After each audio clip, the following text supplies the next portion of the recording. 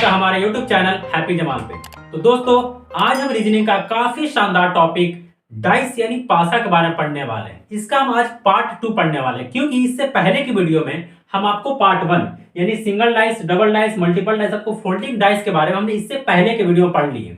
तो आप यदि उस वीडियो को नहीं देखें तो सबसे पहले जाकर के उस वीडियो को देख लीजिए, क्योंकि आपको वहां पे जो डाइस का जो बेसिक कंसेप्ट है वो आपको बताया गया है। उसके बाद यदि आप इस चीज को देखें तो आपको ज्यादा समझ में आने वाला है। तो हम इस वीडियो में आज पार्ट 2 के वीडियो में puzzle dice, inserting dice, mathematical dice और आपको मिसलेनियस के बारे में काफी डीप में आपको पढ़ने वाले हैं। तो चलिए स्टार्ट करते हैं। Puzzle dice. पजल यानी होता है आपको पहेली, यानी जो आपको क्वेश्चन होगा या आपको एक पहेली के जैसा दिया होगा। जैसे आपको क्वेश्चन क्या बोलता है कि एक पासा के निकटवर्ती फलक पर घड़ी के सुई के चाल के क्रम में ABCD लिखा गया है।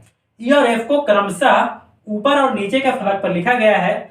इस पासा के ऊपरी फलक पर जब C हो तो उसके निचले फलक पर कौन सा अक्षर होगा। क्लियर। एक पहेली दे दिया है, बोला कि एक पासा है, इसको घड़ी के चाल के क्रम में ABCD लिखा गया और ऊपर और नीचे के फलक पे E और आपको F लिखा गया है। तो बताइए यदि C ऊपर की ओर हो तो नीचे के फलक पे आपको क्या होगा। आइए हम पहले आपको कुछ 3D में आपको दिखाने वाले। जैसे हमने क्या किया, एक पासा ले लिया, ठीक है, इसी प्रकार से ले लिया है, ठीक है। अब बोलता है इसमें घड़ी के चाल के क्रम में ABCD लिखा गया है और ऊपर और नीचे के फेस पर आपको E और F लिखा गया है, ठीक है। तो हम यहाँ पे लिख देते हैं क्रमशः E और F, ऊपर और नीचे, मतलब E के बारे में बोल रहे हैं कि वो ऊपर है। जब भी आपको हिंदी में क्रमशः दिख जाए तो उसके बाद वो जिस तरह से वर्ड इस्तेमाल करे आपको उसी में ही आपको यूज करना है। जैसे यहाँ पे लिखा है क्रमशः ऊपर, ऊपर बोला मतलब सबसे पहले आपको ऊपर रखना है। और किसके बारे में बोला, E के बारे में बोला, मतलब E को आपको ऊपर रखना है। हमने यहाँ पे ले लिया आपको E और नीचे की तरफ ले लिया आपको F ले लिया, ठीक है। ऊपर की तरफ E और नीचे की तरफ आपको L लिया है, ठीक है।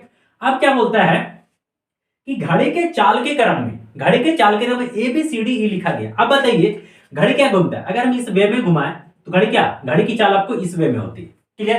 लेकिन हमने क्या किया, इस फेस को इस तरह से खड़ा कर दिया, इस फेस को इस तरह से आपको खड़ा कर दिया। तो क्या, जैसे आपको ये था, घड़ी इस तरह से आपको घूम रही थी, ठीक है। हमने क्या किया, इस फेस को इस तरह से कर दिया। तो अब घड़ी कैसे घूम रही है, अब घड़ी आपको इस प्रकार से घूम रही है। हमने क्या किया, इसी प्रकार से लिखना स्टार्ट किया। क्या किया, A, यहाँ पे लिखा आपको B, यहाँ पे लिख दिया आपको C, यहाँ पे हमने लिख दिया आपको D। क्लियर, हमने पूरे को लिख दिया, ABCD आपको पूरा लिख दिया। अब बोलता है कि यदि C ऊपर की फलक पे हो तो नीचे की फलक पे क्या होगा। तो हमने देखना है कि C है क्या, C यहाँ है और C का अपोजिट आपको दिख क्या रहा है, देखिए A, C का अपोजिट क्या दिख रहा है आपको, A दिख रहा है। तो बताइए कि C का अपोजिट यदि A है तो क्या C को इधर उधर करने पे क्या A चेंज होगा क्या, तो कभी चेंज नहीं होगा। C का अपोजिट यदि A है तो हमेशा A रहेगा। हमने देखा कि यदि C आगे की तरफ है तो इसके पीछे की तरफ क्या है, A है। यदि हम C को ऊपर कर दें तो क्या A यहां से चेंज होगा क्या, कभी चेंज नहीं होगा। यानी यदि C ऊपर होगा तो A कहां होगा, नीचे की तरफ होगा। तो उसका आंसर क्या होगा आपको, A आपको होने वाला है। क्लियर। यदि C ऊपर की सतह पे, नीचे की सतह पे क्या होगा आपको, A होगा। हम C को जिधर भी घुमा दें, यदि C का अपोजिट A है तो हमेशा ही A रहेगा, है ना। कि घूमने वाला थोड़ी, ऐसे थोड़ी बोला कि आपको स्थान परिवर्तन करना है। बोला कि बस C को उठा करके जो इस तरह से जो C था इसको उठा कर कहां कर देना, ऊपर कर देना। तो जब इसको हमने ऊपर किया तो नीचे की तरफ हमारा A आ जाता है। क्लियर। चलिए अगले क्वेश्चन की ओर। Inserting dice. इंसर्टिंग माने होता है खाली स्थान। तो देखिए आपको समय यहाँ पे खाली स्थान दिख रहा है, देखिए यहाँ पे भी खाली दिख रहा है, यहाँ खाली दिख रहा है और आपको यहाँ भी खाली दिख रहा है। तो जब भी आप इंसर्टिंग डाइस के बारे में आपको क्वेश्चन बना रहे हैं तो आपको एक बात याद रखना है कि जब भी खाली स्थान के बारे में आपसे क्वेश्चन क्या पूछेगा, आपको इस तरह से दे देगा, आप पूछेंगे यहाँ पे जो खाली स्थान है ये खाली स्थान के जगह पे होगा क्या। तो जब भी खाली स्थान के बारे में पूछेगा तो आपको इस डाइस को छोड़कर किसी अन्य दो डाइस को देखना है, उसमें जो कॉमन होगा वही आपका आंसर होगा। जैसे हमने बोला कि यहाँ पे आपको खाली स्थान है, मतलब कि यहाँ पे क्या है, इस डाइस को क्या करना है, झाँक देना है, ठीक है। अब इन दोनों डाइस में देखना है कि कॉमन क्या दिख रहा है, यानी इन दोनों पासा में ऐसा हो जो दोनों में हो। तो देख रहे हैं कि 2 और 2, दोनों जगह 2 2, मतलब यहाँ पे जो आने वाला है वो क्या आएगा आपको, 2 आएगा। क्लियर। जब भी इंसर्टिंग डाइस में खाली स्थान के बारे में पूछेगा तो इसी डाइस को ढक देंगे, जिसमें खाली होगा उसी को ढक देंगे और किसी अन्य दो डाइस को देखेंगे, उसमें जो कॉमन होगा वही आपका आंसर होगा। क्लियर। जैसे हमने यहाँ पे देखा कि यहाँ पे खाली स्थान है, पूछा कि खाली स्थान के जगह पे होगा क्या, हमने क्या कहते इस चीज को आपको ढक दिया। अब यहाँ पे देखा कि इसमें कॉमन क्या है, तो देख रहे हैं कि यहाँ F और यहाँ भी F है, तो जो आपका आंसर होगा वही आपको F हो जाए। जो कॉमन होगा वही आपका आंसर होगा। इसलिए यहाँ पे हम देखने वाले हैं कि यहाँ पे खाली स्थान है, तब पूछता है कि जो खाली स्थान है इसके जगह पे क्या होगा, तो हमने क्या किया, इस चीज को कवर कर दिया। अब इस चीज को देखा कि दोनों में कॉमन क्या है, तो देखें कि यहाँ भी एस और आपको यहाँ भी एस है, मतलब आपका जो आंसर होने वाला आपको एस होने वाला है। क्लियर। इंसर्टिंग यानी आपको खाली स्थान, जब भी आपको इस तरह से क्वेश्चन पूछेगा तो ज्यादातर आपको खाली स्थान के बारे में पूछेगा, और जब भी खाली स्थान पूछेगा तो उसी डाइस को आपको ढक देना है, ठीक है। और उसके दो अन्य जो डाइस है उसमें देखना है कि कॉमन क्या है, उसमें जो कॉमन वही आपका आंसर हो जाए। क्लियर। अब चलते हैं आपको अगले डाइस की ओर, मैथमेटिकल डाइस। इसमें को क्या है, आपको कई तरह से आपको इसमें क्वेश्चन पूछता है, लेकिन आपको एक बेसिक चीज आपको याद रखना है। जैसे आपको बोलेगा एक डाइस है, ठीक है, जैसे हमने यहाँ पे आपको पासा ले रखा है, इसमें क्या होता है, 1 से लेकर को 6 तक लिखा होता है, जो आपने देखा भी होगा। जैसे आपको लिखा है यदि 1 यहाँ लिखा है तो इसके पीछे आपको 6 होगा, 2 यदि यहाँ लिखा है तो इसके पीछे आपको 5 होगा, 3 यदि यहाँ लिखा है तो इसके पीछे आपको 4 होगा। कुछ भी होगा, हमने आपको एक स्टैंडर्ड डाइस बनाया है, ठीक है। अब क्या है, अब आपसे बोलेगा बताइए इस डाइस को उछालिए आप, ठीक है, इस डाइस को उछालिए तो नीचे गिरेगा तो क्या आएगा। तो आपको पता है कि जब नीचे गिरेगा तो कुछ ना कुछ तो आएगा, या 1 आएगा, 2 आएगा, 3 आएगा, 4 आएगा, 5 आएगा, 6 आएगा। क्या इसके अलावा कुछ आ सकता है क्या, तो नहीं आएगा। जब भी आएगा तो 1 से लेकर के 6 तक आएगा। तो हम आपसे बोले तो बताइए कि टोटल संभावना क्या होगा, टोटल संभावना, है ना, टोटल संभावना क्या होगा। तो हमने देखा कि 1 से लेकर के 6 तक कुछ भी आ सकता है, मतलब टोटल संभावना कितना, 6। हमने क्या किया, इसको आपको n मान लिया कि n बराबर 6। यदि हम आपसे पूछे कि एक डाइस को एक बार उछाले तो टोटल संभावना की संख्या कितना होगा, आपको 6 होगा, यानी आपको n का मान आपको 6 है। तो यदि हम आपसे क्वेश्चन पूछते तो फिर बताइए कि हमने एक डाइस को एक बार उछाला, उस पर 1 आने की संभावना क्या होगा, 1 आने की संभावना। आपको पता है कि इस डाइस में एक ही बार लिखा है, यदि हमने उछाला और नीचे ये गिरा, नीचे गिरेगा तो 1 आएगा, आना होगा तो आएगा, और नहीं आना होगा तो नहीं आएगा। यदि 1 आना होगा तो एक ही बार में आ जाएगा। तो हमने देखा कि यदि 1 हमसे डिमांड किया है, 1 आना होगा तो एक बार में आ जाएगा, नहीं आएगा तो नहीं आएगा। तो हमने देखा कि 1 आने की संभावना 1 बार, और टोटल संभावना आपको 6 बार, यानी 1 आने की संभावना कितना हो गया, 1/6 चांस ऐसा बनता है कि आपने जो डिमांड किया वो आए। आपने डिमांड किया कि 1 आ जाए तो 1 आने की संभावना क्या होगा, 1/6 होगा, कि टोटल 6 में से एक संभावना ऐसा बनता है कि आपने जो डिमांड किया है वो आपको आ जाए। तो बस इसको याद रखना है कि यहां पे आने की संभावना, आने की संभावना बटा टोटल संभावना। क्लियर। जब भी इस तरह सबसे क्वेश्चन पूछे तो बस आपको याद रखना है आने की संभावना, तो 1 आने की संभावना 1 बार आएगा तो 1 बार में आ जाएगा ना, तो नहीं आएगा। तो 1 बार में आने की संभावना आपको 1 और टोटल संभावना आपको 6, यानी 1 आने की संभावना 1/6। तो हम आपसे ये भी तो पूछ सकते हैं, तो फिर बताइए 2 आने की संभावना क्या होगा। तो आपको भी ये भी तो पता है कि 2 इसमें एक ही बार लिखा है, यदि 2 आना होगा तो 1 बार में आ जाएगा, यानी 2 आना होगा तो 1 बार में आ जाएगा, और टोटल संभावना आपको 6, यानी 2 भी आने की संभावना 1/6 होता है। तो आपसे हम पूछे तो बताइए 5 आने की संभावना, तो 5 आने की भी संभावना 1/6, ठीक है, क्योंकि यदि 5 आना होगा, हमने इसको फेंके, यदि 5 आना होगा तो 1 बार में 5 गिरेगा, और नहीं गिरेगा तो नहीं गिरेगा, यानी आने की संभावना 1 और टोटल संभावना आपको 6 हो जाएगा। क्लियर। तो हम आपसे पूछे तो फिर बताइए 6 आने की संभावना कितना, तो 6 आने की भी संभावना कितना, 1/6, क्योंकि 6 भी तो इसमें एक ही बार है, आएगा तो 1 बार में आएगा, नहीं आएगा तो नहीं आएगा। तो आने की संभावना 1/6। यदि आपसे यही पूछते कि नहीं आने की संभावना, 6 आने की संभावना 1/6, तो 6 नहीं आने की संभावना, तो 6 नहीं आने की संभावना 5/6, क्योंकि आने की संभावना 1/6, नहीं आने की संभावना 5/6, क्योंकि ये टोटल 6 ही में से ना कुछ आएगा, आएगा तो 1 बार में आ जाएगा, नहीं आएगा तो 5 बार में नहीं आएगा। क्लियर। यानी इसका मतलब यह हुआ यदि आप डाइस को उछालना चाहें, ठीक है, आप डाइस को उछालना चाहें, आप यदि 1 लाना चाहते हैं कि नहीं 1 आ ही जाए, तो यदि आप 6 बार उछालिएगा तो एक चांस आपसे ऐसा बनता है कि आपको 1 आ जाएगा। क्लियर। इसका मतलब यह होता है कि आपने 6 बार यदि एक पासा को उछालते हैं तो एक चांस आपका ऐसा बनता है कि 1 आएगा, वरना आपको नहीं आएगा। क्लियर। तो 1 आने की संभावना 1/6, 2 आने की संभावना 1/6, 5 आने की संभावना 1/6, 6 आने की संभावना भी 1/6, 4 आने की संभावना भी 1/6, 3 आने की संभावना भी 1/6। लेकिन हमने क्या किया, इसको थोड़ा सा और विस्तार की, हमने थोड़ा सा और विस्तार की कि एक बार हमने एक पासा को उछाला तो टोटल संभावना कितना, इनका मान आपको 6। हमने देखा कि टोटल संभावना 6।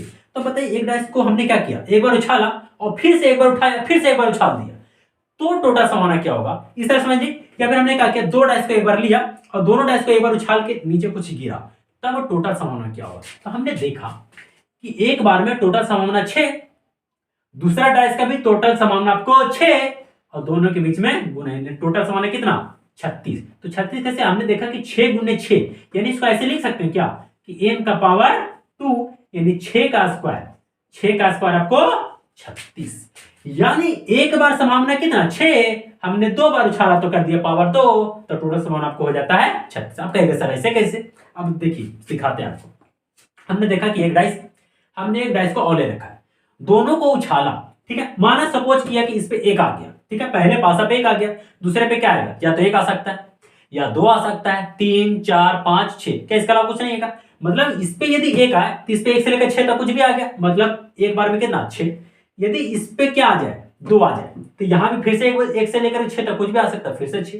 इस पे यदि 3 आ जाए तो यहां भी क्या होगा, 1 से लेकर 6 तक कुछ भी आ सकता है। मतलब देख रहे हैं कि 1 के साथ 6, फिर से 2 के साथ भी 6, 3 के साथ 6, मतलब इस तरह से यदि आप जोड़िएगा तो टोटल समान आपको 6 आ जाता है। तो आपको उतना ना करना है, बस सीधा सीधी करना है कि एक बार डाइस को उछाले तो टोटल समान 6, 2 बार उछाले तो आपको स्क्वायर कर दी। यदि हमने एक डाइस को लिया और 3 बार उछाला तो उसका टोटल समान क्या होगा, n का पावर आपको 3 यानी 6 का पावर 3 बराबर 216। यदि हमने एक डाइस को लिया और उसका क्या किया, 4 बार उछाल दिया, तो 4 बार उछाल दिया तो n का पावर क्या होगा 4 यानी 6 का पावर आपको 4 हो जाएगा। क्लियर, कुछ नहीं करना है, जितना बार आपसे डाइस बोलेगा तो एक डाइस का हमको पता है कि एक डाइस के n का मान 6, 2 बार उछाला तो पावर 2, 3 बार उछाला तो पावर 3, 4 बार उछाला तो पावर 4, 5 बार उछाला तो पावर 5। क्लियर, तो हमने देख लिया कि 2 बार उछालने पे कितना आता है, टोटल संभावना 36। तो आपसे क्वेश्चन क्या पूछता है, क्वेश्चन क्या बोलता है कि दो डाइस को हवा में उछालते हैं, उनके ऊपरी सतह का योग 5 आने की संभावना क्या होगा। तो हमने देखा यदि एक डाइस को हमने उछाला तो क्या आ सकता है, 1 आएगा, 2 आएगा, 3 आएगा, 4 आएगा, 5 आएगा, 6 आएगा।